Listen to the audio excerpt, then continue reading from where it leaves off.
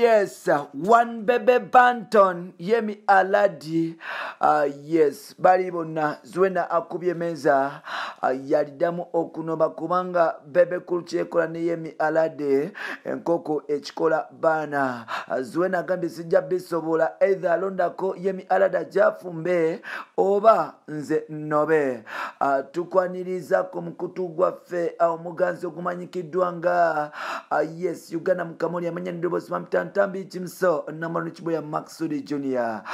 Webale kwanti otambula naffe mwana wa mama, webale kwanti o subscribinga gwe subscribinga na watana bakubira nti o subscribinga yes akikasera yes abentyo subscribinga mpola mpola kabyebe wankuba kakisi kansigalamu oba kumimwakuyo okwaliko sukali. I love the way you dancing.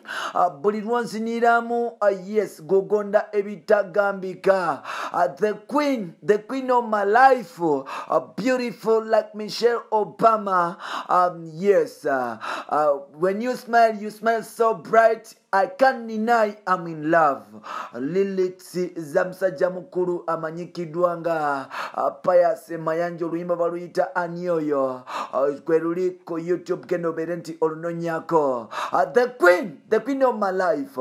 Mwebale kubanti mutambula naffe, mwebale kubanti mutwagala, mwebale kubanti 24/7 mugamanti James agenda kujona berenti atuweleza mpola mpola munzikirize ngendeko bebe ku ne Nigeria Yemi Alade nga tene mutala mukuru amanyikidwa nga Zubina Chirema mbatuliseko biche bitambula mu ggwanga lyatu Uganda mpola mpola sali echeyekola ne Yemi Alade mwana wa mama Kampala wakujiuzamu omuntu oyinza okuloza afunye malayika yavudde mu ggulu kumbe ng'ate yafunye mukyala mu Africa va Nigeria. Big up wenna atambula nange mwaka ku mwaka tina big up on yourself Jole Ruth nkutumiddeko mukwano mpola mpola Promise Kenzo big up on yourself Kogata Neki when lucky mpola mpola gena mumaso Aida baby Rita Kais big up on yourself neba chali bange mwena mwebale kubanti mutwagala rauma mukwano nawe nkutumide big up on yourself yes mbagala nnyo mwena mwebale kubanti mutambula naffe nakulwale muzikirize ngende yes mbatuseko erya bebe kulu now waliwo omuyimbi Nigeria amanyikidwa nga Yemi Alade. Yemi Alade yomu ku bayimbi abakyasize okuba nti batabu ku lukalwa lwa Africa era nga omuyimbi ono abadde watabu okumala ebbanga ddene. Omuyimbi ono twakitegeddako omwaka ogwedde nti bakuluyimba ne bebe kulu naye tebalukolera nga video era nga tujjukira nti twabadde bapotingirako wano mpola mpola tubagamba nti balino balina video oluyimba luno lwakolebwa lwawandikibwa Ronnie on this one yes studio ya soka sawa zino nerudibwamu era this one ya Rwanda canal producing mpola mpola weva match ulima tunakwantu fulumera Yemi Alade yali alina okujja no before covid asobola okuba nti akola video now Mama Awards ziri mu Uganda era nga zigenda kubeera za visual. That means nti balina okuba nti bashootingira buli kimu wano okuva mu kibuga Kampala Uganda. Set zino okubeera nga ziri wano era nga bebe kuloboli yawo omundu menye mu Mama Awards. Now Yemi Alade mwali mu Uganda era nga bebe cool ye yagenze okuba nti amupickinga ku airport mu bigambo byataddeko yagambye nti welcome to my country Uganda webale kuba nti oze mu nsi ya eya Uganda. Wano bebe kulu kikulaga nti Yemi Alade tazebuzi kuyimba wabula balina ebira. Now bebe cool ne Yemi Alade basibye nga batawuka wano ne wali era nga basobola okuba nti bafunamu akafubo mu hotel emu.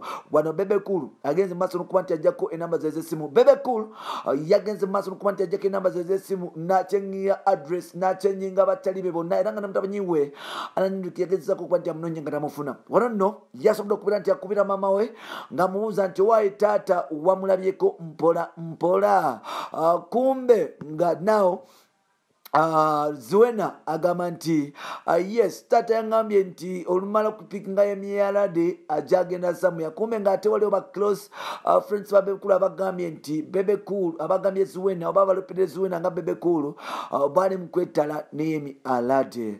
Now amawulire gatuuse ku Zuena Kirema nakubirawo emmeeza we twogerera Zuena yawadde Bebe Cool salesale wa 24 hours nga akomyewo e Kampala nga akomyewo ekiwatule ewuwe gy'abeera oba Zuena yo kuba nti amulekera ennyumba ye ekiwatule n'abaana be yatambule addeyo ewaabwe Busoga ejjinja nkiddamu.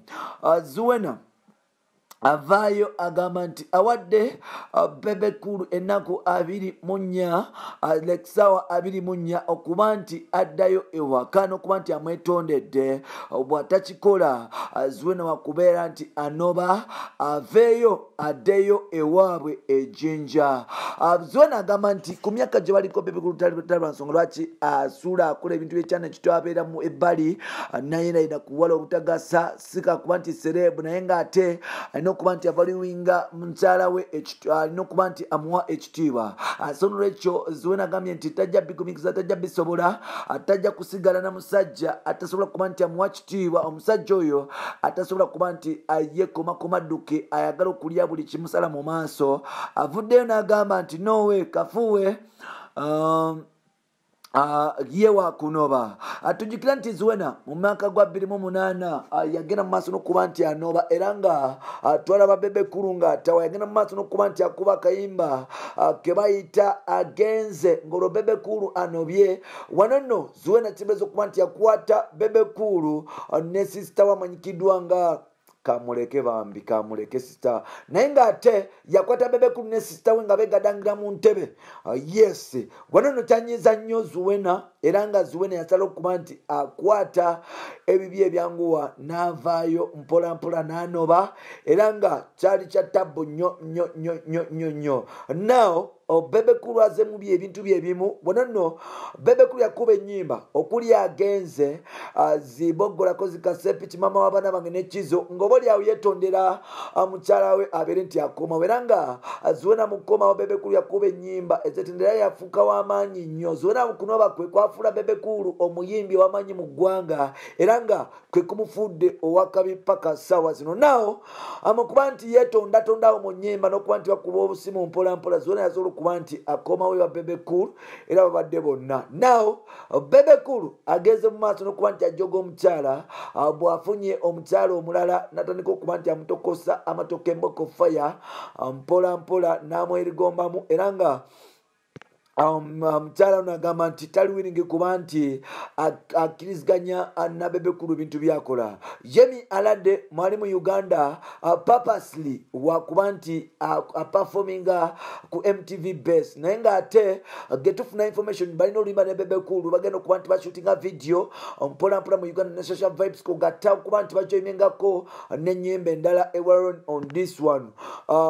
Bebe Cool yasooka nakola kolabo n'omunagira manyikiddwa nga Rude Boy wa P Square naye yo club tiyakola yagikola mu covid yawe yagitera mpola mpola tiyasobola kuba nti ekola kati sawa zino yataddemu sente ndala okuba nti obuli afuna omunagira omulala amanyikirwa nga Yemi Alade bakole kolabo. Bebe Cool agakakasa nti atakyagala kugamba nti agenda international ku myaka gyalina egikulukiriza mu 5 egy'obukulu. Kikulaga nti dreams tesobola kubeera ziri limited. Dreams zibeera limited koyo omuntu atalowooza atalina bwongo naye ng'ate okyalina ebiruubirirwa ku nsi never limit your dreams kubanga dreams sigala dreams osobola okuloota ekinene ate nga osobola n'okituukako no matter the age. Mwebale kuba nti mutambula naffe mwebale kuba nti mutwagala. Yes, ngenda kusaba chali wange genda ku YouTube nonya kayimba kapulaso bakayita ani oyo kwe kalyawo mpola mpola osobola kuba nti ogenda masulu kuba nti okanyumira no kuba nti okafuna yamugamba nti all I need is a remedy. Buno obulamu tebunyumangawo tali Honey is when I need somebody like you kubana kwagala okuva mu high school. Yes, bamuyita bebe kulu sali bwe yakwana. Yes, tuwene bye bigambo byamugamba atenga palaso byenyini bye yamutaddemu bye yabitadde mu kayimba kakamanyikiddwa nga anyoyo bigambo bya Tablix Machua bamuyita King of the East. Munange tujasigala nga tukwa news updates ko gatane news updates ezifa mu Uganda 2020 paka 2021 paka eyo je tulikoera mpola mpola. Mwebale kuba nti mutwagala, mwebale kuba nti mutuvimbisa, mwebale kuba nti mutambula naffe. Bumpy Tantambi Jimso, till next time, bye bye.